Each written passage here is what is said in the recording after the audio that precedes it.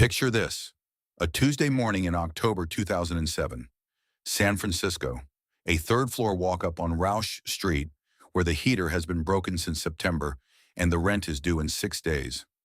Two young men are sitting on the hardwood floor surrounded by three air mattresses they bought that morning at a Walmart in Daly City, arguing about whether $80 is too much to charge a stranger to sleep on the floor of their living room. Brian Chesky is 26. He has $412 in his checking account. He has just moved up from Los Angeles, where he was designing athletic shoes for a company nobody remembers, and he has no job, no plan, and no idea, really no idea at all, that the half-formed thought he and his roommate are about to put on a website they don't know how to build will eventually be worth more than Marriott, Hilton, and Hyatt combined. More than 100 years of hospitality outpaced by two designers and three air mattresses. And here's the part that still gets me.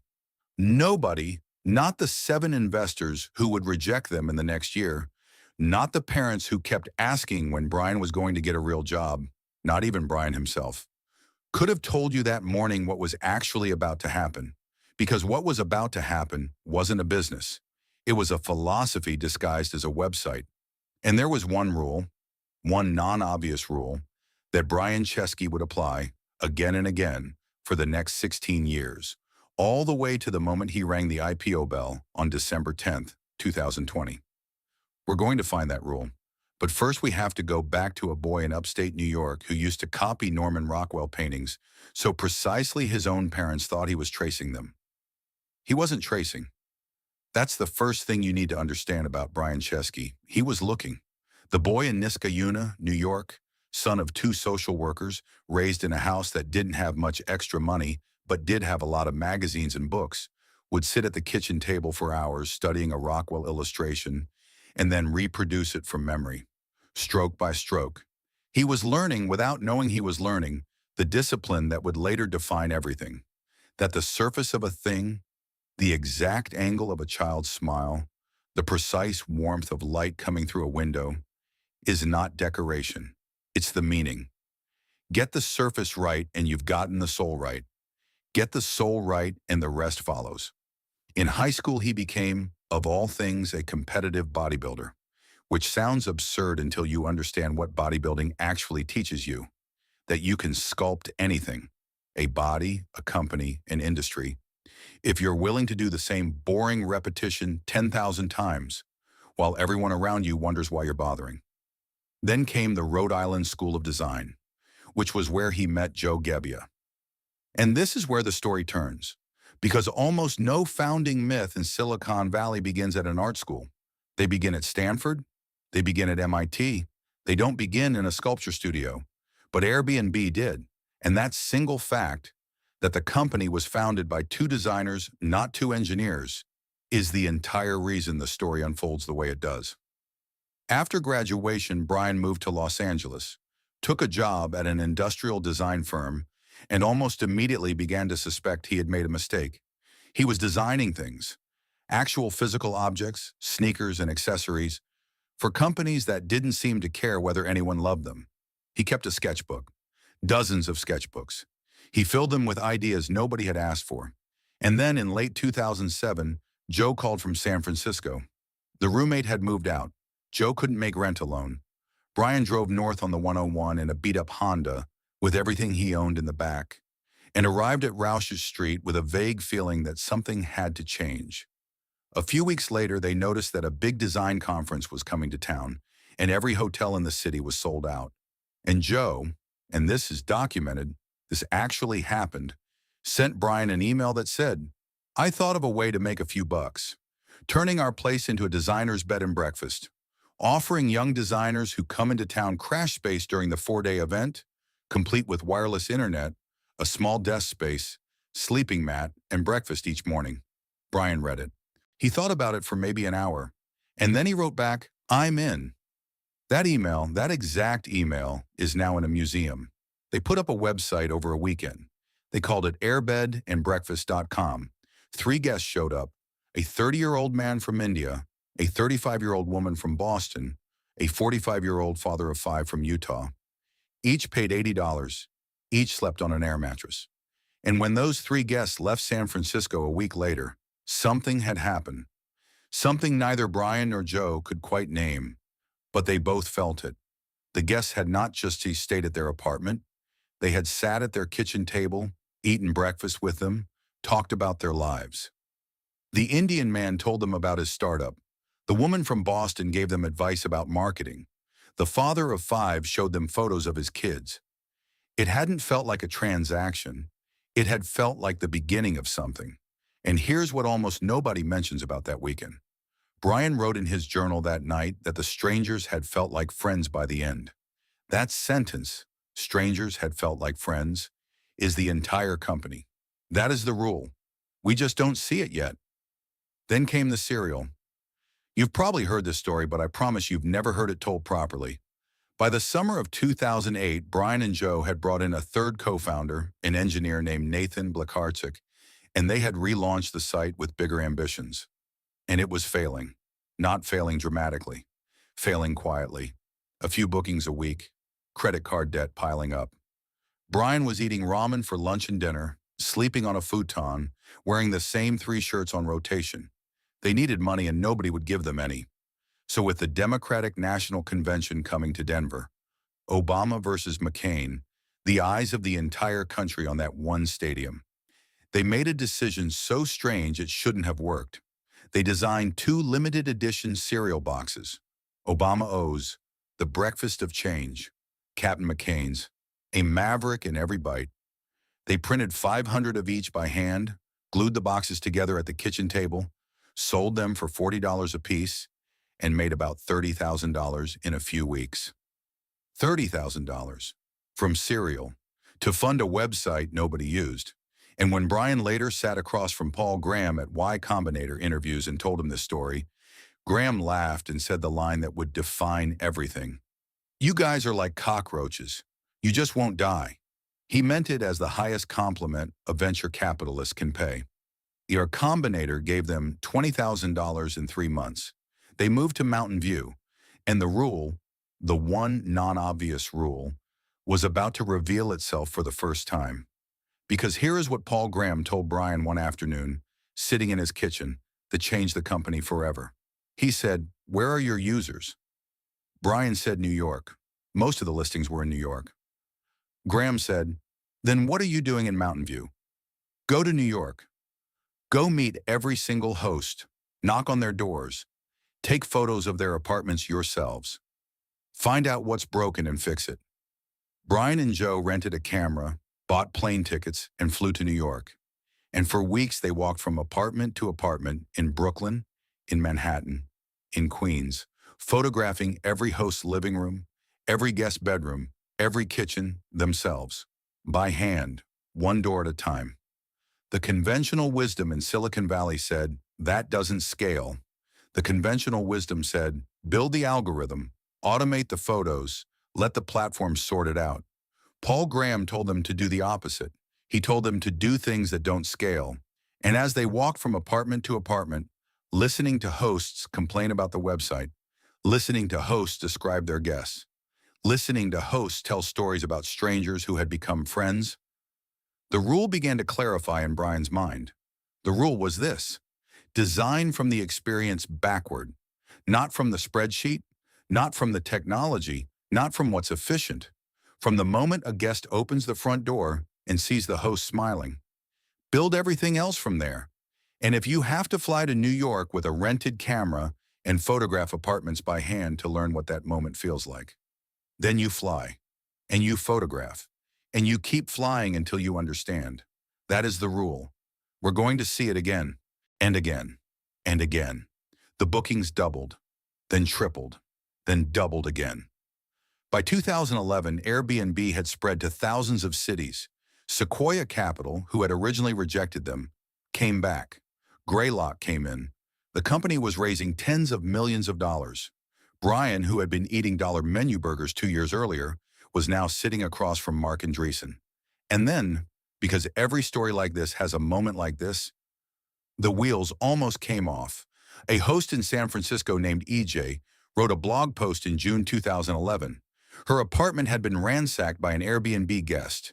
Her grandmother's jewelry gone, her passport gone, her laptop gone, holes punched in the walls. The post went viral.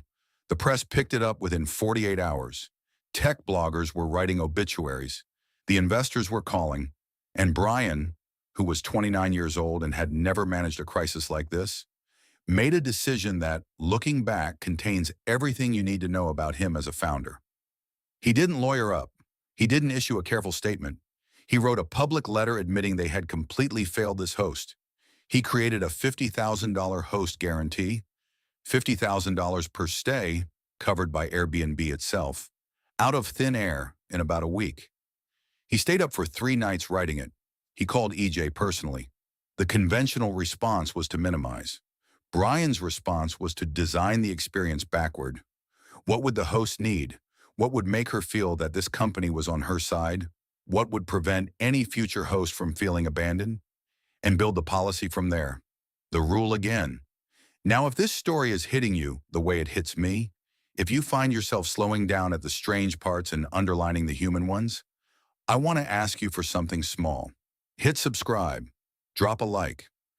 We do this for people who love stories like this, stories that don't fit on a slide deck, and the algorithm only finds you if you find us first.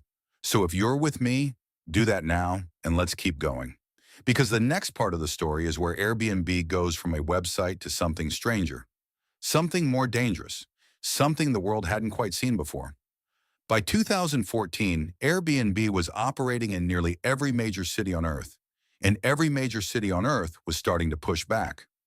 Hotel lobbies, the actual political lobbies, went to war. New York's Attorney General, Eric Schneiderman, opened a formal investigation. Barcelona started fining hosts thousands of euros. Berlin passed a law making short-term rentals essentially illegal, and the criticisms weren't all bad faith. They were real. In Lisbon, in Amsterdam, in Barcelona, in Venice, entire neighborhoods were emptying of locals because every apartment was being converted into a short-term rental. Rents were rising, schools were closing. The very thing Airbnb claimed to celebrate, local, authentic neighborhoods, was being eroded by Airbnb itself. Brian's response was characteristically strange. He didn't deny the problem. He didn't fight every city. He hired Chris Lehane, the political operative who had run damage control for the Clinton White House, and he tried to design the regulatory experience backward. What would a city government need to feel like Airbnb was a partner, not a parasite? What would the data sharing look like? What would the cap on annual nights look like? And Airbnb began signing voluntary agreements with cities. It worked in some places. It failed badly in others. And then, in 2016, the company was hit with something it could not design its way out of. A Harvard study, then a public investigation, proved that Airbnb hosts were systematically rejecting guests with names that sounded black. The data was overwhelming. The hashtag was Airbnb while black. And the platform Brian had built, the platform that ran on the premise that strangers could trust strangers, was revealed to be replicating, even amplifying, the prejudices people brought with them. Brian commissioned an internal review led by Laura Murphy, a former ACLU executive. They rewrote the platform's non-discrimination policy. They reduced the prominence of profile photos at the booking stage. They created an instant book feature that let guests bypass host approval. None of this fully solved the problem. It still hasn't. But what's worth pausing on, what's worth the freeze frame, is this. Brian didn't blame users. He didn't claim it was an isolated incident. He said in writing that the company had been blind to it, and that blindness was Airbnb's responsibility to fix. The rule again, designed backward from the experience of the person being failed, not from the spreadsheet. And then came November 13th, 2015, the Paris attacks. 130 people murdered in a single evening across the city. And in the chaos, while hotels were full and trains were stopped and tourists were stranded in the streets, terrified, Airbnb did something nobody had asked it to do. Within hours, the company activated what it called open homes. Hosts across Paris opened their apartments for free to anyone displaced. Airbnb waived all fees. The platform became, for one night, a piece of emergency infrastructure. It was both genuinely beautiful and an extraordinary public relations moment. Both things at once. And this is where the story gets uncomfortable. Because you cannot fully separate the genuine humanity from the genuine branding. The system Brian designed produced both at the same time. That is the truth. By 2019, Airbnb had more than 7 million listings in over 220 countries. More rooms available on a single platform than the top 5 hotel brands on earth combined, without owning a single one of them. The IPO was scheduled for 2020. The company was preparing the largest tech offering in years. And then March arrived, and the world stopped moving. In a span of about 8 weeks, Airbnb lost 80% of its business. 80%. The cancellations were so severe that the company refunded over $1 billion to guests in a single month. Money that, in many cases, the hosts had already spent. Hosts revolted. Investors panicked. The valuation that had been $47 billion at the start of the year collapsed to $18 billion. Brian, working from his living room, with the company he had spent 13 years building, seemingly evaporating around him, made a series of decisions over the next 90 days that are now studied at Harvard Business School. He raised $2 billion in emergency debt at brutal terms. He laid off 25% of the workforce, about 1,990 people.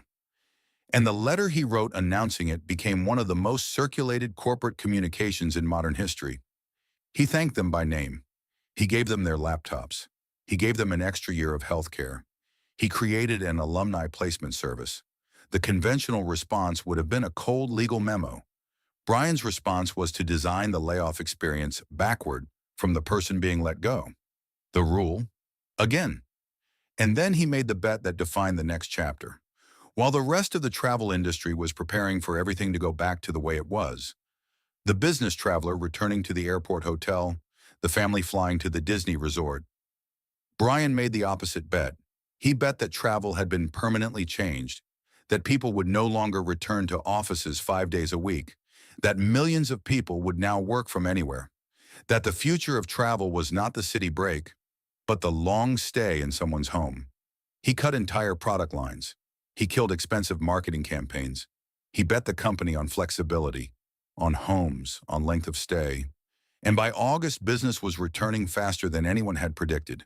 By December 10th, 2020, when Airbnb went public, the company priced at $68 a share. It opened at $146. It closed the day worth $113 billion. More than Marriott, Hilton, and Hyatt put together. A company that, 8 months earlier, had been rumored to be days away from bankruptcy. And as Brian rang the bell from his living room on Zoom, with his dog Sophie next to him, he was, on paper, worth over $10 billion personally. Before we go to the closing thought, and we're almost there, drop a comment below and tell me which decision in this story surprised you most. The cereal, the cameras in Brooklyn, the $50,000 guarantee written in 3 sleepless nights, the layoff letter, the bet on flexibility. I read these comments. I genuinely want to know. Now, let's finish. Here is what I want you to take away. The rule, the one non-obvious rule, is not a slogan. It is a discipline. Designed from the experience backward, not from what's efficient, not from what's profitable, not from what's expected. From the moment a real human being opens a door, sees a stranger, and decides to trust them. Build every policy, every product, every layoff letter, every regulatory filing, every IPO roadshow from that moment outward. That is what Brian Chesky learned at the kitchen table in Niskayuna, copying Norman Rockwell illustrations stroke by stroke. That is what he applied at Rhode Island School of Design. That is what he applied with the cereal and the cameras and the host guarantee and the open homes program and the layoff and the bet on flexibility. That is the entire system. And it works. We have the receipts, $113 billion worth of receipts. But here's the question I cannot stop turning over. Airbnb is now too big to be a person anymore. Brian still lives in a different Airbnb every few weeks, like a man who has built a religion and now has to keep proving he believes in it. He still rewrites product specs himself. He still calls hosts personally. But the company is 45,000 listings in Paris alone. It is in courtrooms in 17 countries. It is, in some neighborhoods, the reason the bakery on the corner closed, and the trust that two strangers extended to each other on Roushey Street in October 2007, three air mattresses, a sketchbook, $412 in a checking account. That trust is now the operating system of a global infrastructure. So here's the question. Can a system designed from the experience backward stay designed from the experience backward when it has 1.5 billion guest arrivals behind it? Can a feeling become an industry without losing what made it a feeling in the first place? I don't know. Brian Chesky doesn't know either. He has said in interviews that this is the question that keeps him up at night. And maybe that's the most honest place to end this. Because the rule, the one non-obvious rule, only works when somebody, somewhere, is still actually holding the camera, walking up to the door and trusting that the stranger on the other side is going to open it.